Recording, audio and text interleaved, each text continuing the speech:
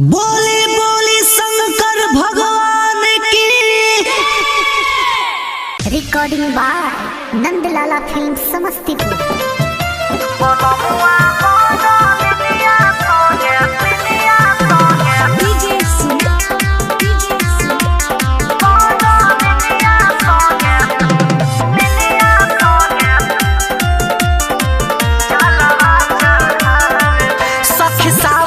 पहिला सुमारी के दिन गेरुआ रंग के गंजिया गमछा पहिन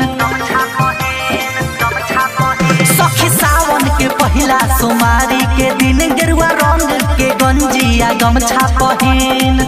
कान्हा पटावन धके बोलबम बोलेले बलमुआ बंगलनिया संगे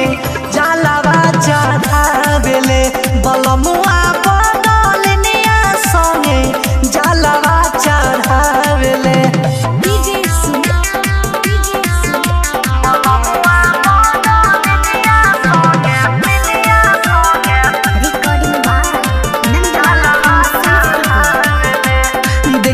हम देवा घर में सब ऊपर खेला सवा दिन के संगे घूमता रहे मेला हरे देखनी हम देवा घर में सब ऊपर खेला सवा दिन के संगे घूमता रहे मेला खा के भोरा झोला धनिया न सोबे में डोले ले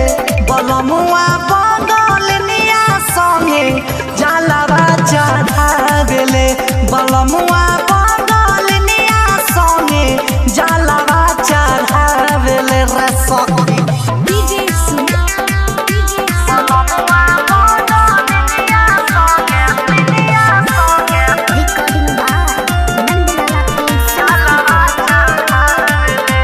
रजिया हमाई के दुआरी सैया से पबेर हम के मिला दी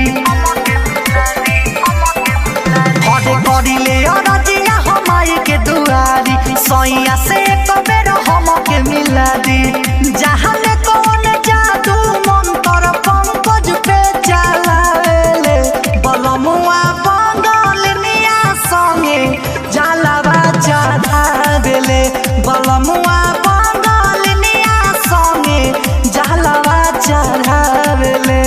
बोले दानी कोनो रची कहानी। Recording by Nandlala film Samastipur.